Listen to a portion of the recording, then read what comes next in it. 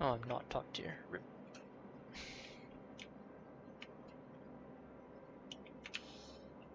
Okay, so fault line, domination. I'm in the tier 6 Japanese, or actually not even Japanese, French premium cruiser. De Grasse, sorry about the brief jump in. De Grasse is a workhorse cruiser, kind of a derivative of the tech tree tier 60, La Galissonniere. She predates the addition of the main battery reload booster consumable to the tech tree ships, so as a result you'll see that she does not have that as a consumable. Instead she has the standard load out of the Legal with hydro or defensive fire. In my case I'm taking defensive fire. In addition to French speed boost that gives a 15% boost at this tier and a fighter consumable.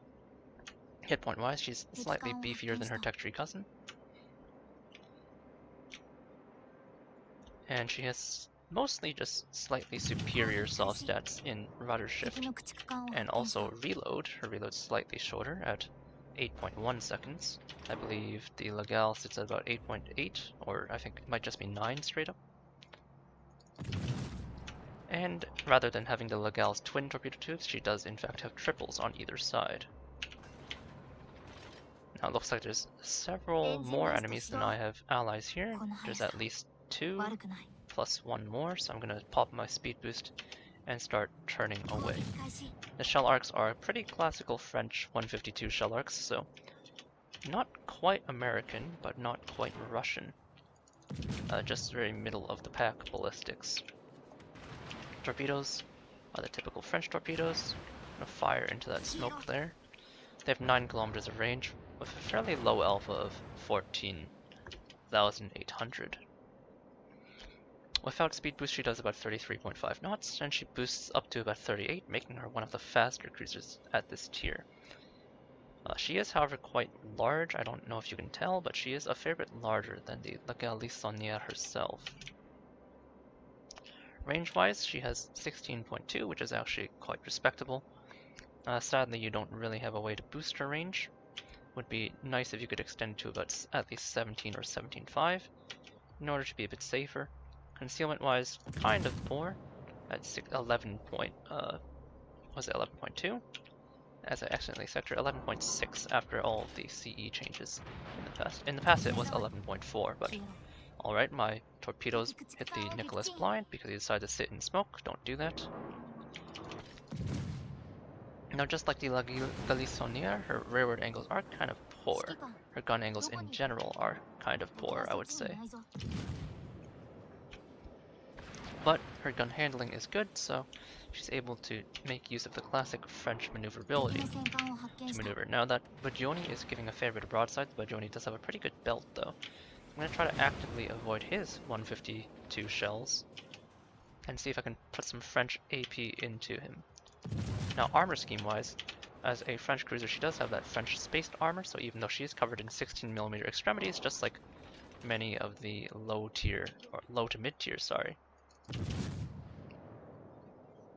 cruisers at tier 6, she does have a fair amount of actual armament. Trying to blind fire this Budyonny here, but doesn't look like I have any luck. Smoke firing wise she's unimpressive at 6.7. Oh, I do hit him, so he's kind of beached on the rock it looks like. He's outside the range of my torpedoes. You can see on the minimap he's on the very edge of the cap, so I'm going to continue to blind fire however. You can see with the French speed boost my handling is actually quite impressive. I finally got eyes on the Budyonny. He's firing high explosive still, so I'm gonna stay unangled. You can see the French 6-inch shell, while not being super impressive, does have sufficient power to punch into broadside cruisers at your tier if they disrespect you. Gonna cruise toward the cap.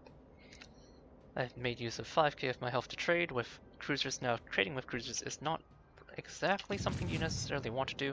Even with 31,000 health, you are still fairly squishy and you cannot heal, like all cruisers at this tier, so trading with a Russian cruiser like the Budyonny with his fast shells is not preferred because he's able to quite effectively trade back with me. I want to avoid damage actively, like most of the French cruisers, by just dodging. And I mean truly just dodging, not like the meme would suggest. Looks like he's going to beach, which is going to throw off the aim on those shells. Making use of the speed boost to rapidly accelerate. Looks like he loaded armor piercing. Maybe he got some ideas from me chunking him earlier. But I did just set a fire on him previously, which he has damage controlled, so I'm gonna stick to the high explosive now in order to try and relight my fire. I did slow down. He's probably gonna throttle up at this point. I'm gonna bring myself back up to full speed with the last few seconds of my speed boost. Can't quite get that fire, but you can see from his 25,000 hit point pool and my 31,000 that I started with a fairly high health advantage. There's a relighting of the fire. French 152s are fairly good in terms of fire chance. I believe I'm sitting at about 12 or 13, and with a 7-second reload and a 2200 HE alpha. I do inflict significant damage. Another 4 shells should put about, what is it? Probably around 1600 damage onto him, so he should be limping away from the match now. Fire continuing to burn. Gonna bring myself back into the cap. 300 health for him. Probably has his damage control up soon though, because he's a cruiser. But I am able to finish him off. Now that I've successfully pushed the enemy out of the cap by myself, more or less, since my Nicholas was unfortunately dispatched quite early on, I'm gonna push through the cap during the cooldown period of my engine boost. Just carefully take the cap. Now, besides the relatively poor gun angles, the guns themselves, as I mentioned, do handle very well. This is without expert marksman, so you can see the turret reverse is quite snappy, at least for a mid-tier light cruiser. And then the torpedo angles are actually excellent. Just about, I'd say, 30 degrees off the bow and 30 degrees off the stern. You can see some nice wide arcs. Now, single tube per side means that they don't inflict so much alpha damage. You can maybe bring down a battleship from about a third health, but not more than that. So they are very much a supplemental weapon, although if someone sits in smoke, like you saw earlier with that enemy was in a Nicholas, I think, you can score some decent hits. Speed boost is back up, and this match is fast coming to a close, so I'm going to pop it immediately on cooldown just to close the distance and get myself back into the position. This is one of the key strengths of French cruisers. They're able to just reposition very rapidly with the help of that engine boost consumable. Enemy continuing the trade, but I don't have control of the cap, kind of milling about at the back. Now that we've reached this mid-game stage, this is kind of the stage where all French cruisers shine, when the teams have thinned out a little bit. Because they lack the utility of, say, a radar set, or even a improved hydroacoustic, such as with German cruisers, and because they also have thin armor. Most of them have fairly thin armor schemes with very thin extremities plate, and then midsection belt can be a bit thin. They really are all about dishing out the damage, using their speed to maneuver around the map, and just continue being a key DPM threat. York finally comes into range, and I'm going to start to harass him from medium ranges for him. He can reach out to about 17 kilometers, so it's slightly longer range than me. I'm moving toward him, so it shouldn't be too hard for him to hit me. But he does have to turn his turrets. He's giving a fair bit of broadside as well, but at this distance he has quite a bit more belt than that Budyonny we were firing upon earlier, so start the kite away. Just gonna stick to my very consistent IFHE HE. I want to light a fire and just harass him in general. Once we light a fire, we'll switch over to the Nagato, which has come into our range. Just very safely remaining at a distance. Don't want to get too close. Finally set that fire I'm looking for. Oh, he immediately damage controls. So in that case, I'm going to stay on him. No one's looking at me, so I'm going to slow up. Now you do want to stay on the move with French cruisers, but if you can get behind cover, that's even better. And this position here, only really the York can engage me, even though the Nagato and probably Hood are also in range. You can see the arcs are not quite American. no Dallas-esque, or I guess Cleveland-esque arcs, you might say. At this point, I should probably just accelerate past the edge of the rock. He's burning from someone else's fires.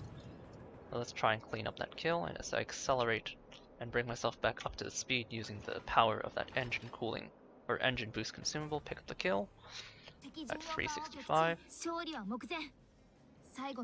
Enemy team has 100 points left, so I do need to quickly get into the action. Oh, they pick up a kill.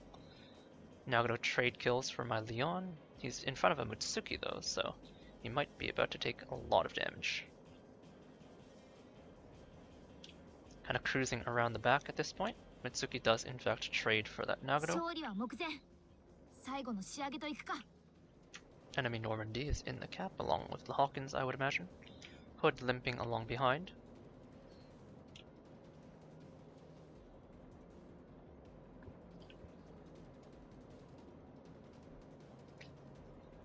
Mitsuki successfully getting off that YOLO torp run.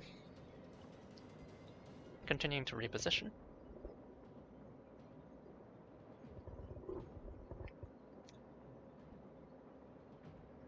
You can see in a straight line my speed is actually quite impressive. However, the caps are quickly ticking, so if I want to stay on the scoreboard, I am going to have to ramp up my contributions and kind of get a bit closer than I would otherwise like to. You saw me there with engagement with the York and the, well, potentially Nagano. I didn't end up getting shot at or shooting at him, staying at a fair amount of range.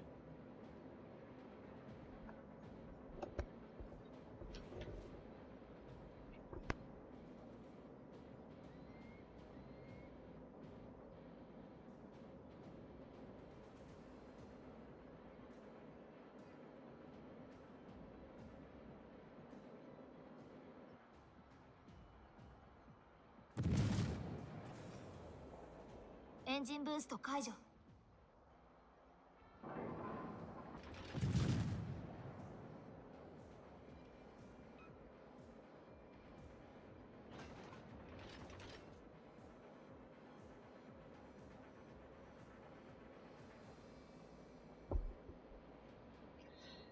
Alright, you saw me get a glancing shot at that Normandy there. From over the mountain cover. He's going to turn north, but I'm going to pass by and intercept. Now at close ranges against battleships here, I don't have that much armor. So this is somewhat inadvisable. I'm going to use my torpedo tubes to kind of check his trajectory. Looks like he's going to come out. I suspect he's going to turn in, though, potentially. He is beside my Fuso. He's also getting torped by my Mitsuki, so he could be about to meet an untimely demise. Looks like he's popping out. Just gonna pre-torp. My torps are not particularly fast at 16 knots, but they're fairly good. Gonna make sure I complete my turn before he rounds the corner. Hopefully he doesn't have his turrets turned. Score another fire. Looks like my torps are on track. He's slowing up, but at this point it's way too late for him to respond. Score another fire, and he's going to take 3 torpedoes for a nice slam. I am broadsiding the Hawkins. And technically broadsiding the Hood too, but he doesn't have a great shot at me. He just skimmed me with a salvo. Or at least he tries to skim me with a salvo, but I'm quickly going to move out of his field of fire. I'm going to harass this Hawkins on the horizon, though the game is going to end in short order.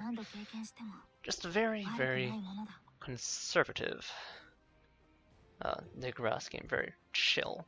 But this is more of a Workhorse premium than anything else. If you played the Galissonniere, it's fairly similar. Just take all of the normal performance and remove the reload booster that temporarily boosts the Galissonniere's performance, and you get the Grasse. Anyhow, nice quick victory, 67,000 damage with 81 shell hits, 56 penetrations and 3 overpens, 22 non-pens. So you can see even with IFHE you do get a fair amount of shatters when you hit turret armor and such, but that's applicable to all cruisers. 3 torpedo hits. Some games you'll get torpedo hits, some games you won't. The 9km torpedoes are useful, but don't always come into action in every match. 1 cap, 4 kills, 5 fires, 2 flooding ribbons, 1 hit to the citadel, 6 defended ribbons, 1 assisted capture, and surprisingly enough, 2 secondary hits from our brief close-range engagements. Team score-wise, top of the scoreboard at 1900. Rest of the team kind of falling in behind in this middle tier 5 to 7 match.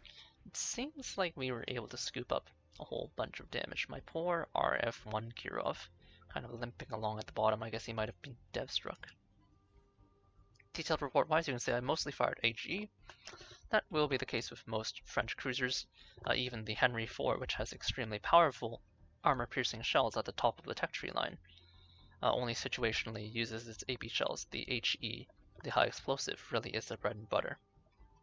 So you can see that 30,000 here and 5,000 of AP, courtesy of the Budyonny giving me broadside, allowing me to kind of show off the AP, which is decent when you can make use of it. It has slightly more punching power than American 152mm shells, thanks to just a higher muzzle velocity, but not by that much. So you penetrate, I would probably say, about 120 to 130mm of armor at about 10 kilometers, so you can challenge cruiser belts in and around 10 kilometers.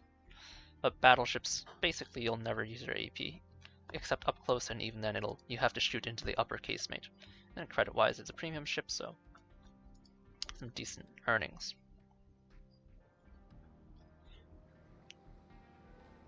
Anyhow, the Grasse is a fairly safe premium, I gotta say. Okay, my client is completely broken, so I cannot rotate this ship. Apparently. Okay, there we go. As you can see, it looks very much like the Galissonniere. This is in her alternate camouflage palette, which you can unlock by completing the French destroyer campaign, I believe it is. Or not campaign, collection. The French destroyer collection.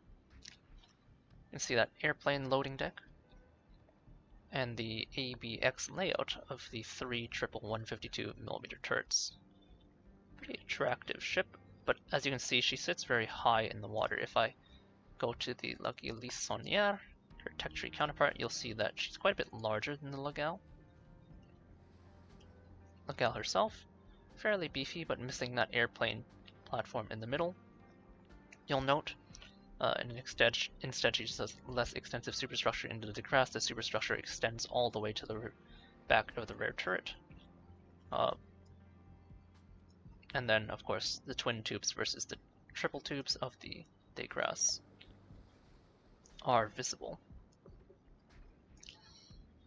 Again, also the Galissonniere has these 1930s 152mm turrets. If you go to the Grasse, on the other hand, we have a 1936 model, and these are dual-purpose mounts, which leads to slightly better AA, and again, like I said, you can see that extended superstructure to make room for that airplane platform, and a slightly different layout of secondaries, with them mounted primarily at the rear, as opposed to being dispersed on the Galissonniere.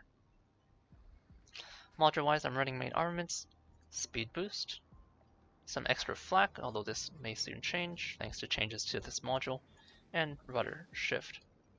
Now if you don't have the speed boost module, I would recommend probably getting the steering gears. Like most French cruisers that are not called Henry IV, the Grasse does tend to lose her rudder a lot because you're going to be kiting away from the enemy a lot, as French cruisers tend to do. Captain-wise, very plain Jane. I'm using my Henry captain. It's not quite perfect for the Grasse because the Henry doesn't necessarily want to take last stand, but the Grasse really does. This is a 17-point captain, but the general gist of the build is priority target, adrenaline rush. For your third point, you want to take demolition expert if you're building for the Grasse. If you're building for the Henry IV, then you want to take superintendent, and then IFHE. If you're building for the Grasse with the 152s really needs IFHE to get the full potential out of her rifles. If you're going for Henry, and you're moving down the tech tree line and you're getting to the French heavies like the Algerie at tier 7 and the Charles Martel and onward, you don't need IFHE until you actually get to the Henry. Algerie, Charles Martel, and St. and St. Louis all don't really want IFHE. It's only Henry that wants it to be able to pen 50mm, and even then is a kind of niche thing. So, concealment experts are general priority. For this build, to finish it off, for the de Grasse, I would take Last Stand, but since this is my Henry captain, my last 2 points would go into Expert Marksman to just kind of add some squeak to the Henry's relatively slow turret traverse.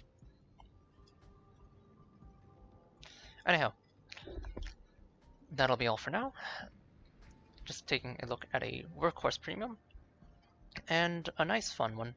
With the removal of the Tech Tree Tier 6 Cleveland a while back, about a year back now, there aren't too many kind of Workhorse cruisers left at Tier 6 in the middle tiers, 6 and 7 kind of thing. You can find the Miyoko and such. At Tier 7 there's several attractive options for Workhorse cruisers, but at Tier 6 there really aren't too many of the more versatile options left, so the de Grasse with her potent AP, or potent HE, sorry, good fire starting, good speed, and just generally good cruiser characteristics is one of the few options left, and she is definitely a fun one. A bit like a Tier 6 Bayard, if you're familiar with that higher tier premium, so just an earlier iteration on that concept. With that said, I'll catch you all later, and I hope you all enjoy. Cheers.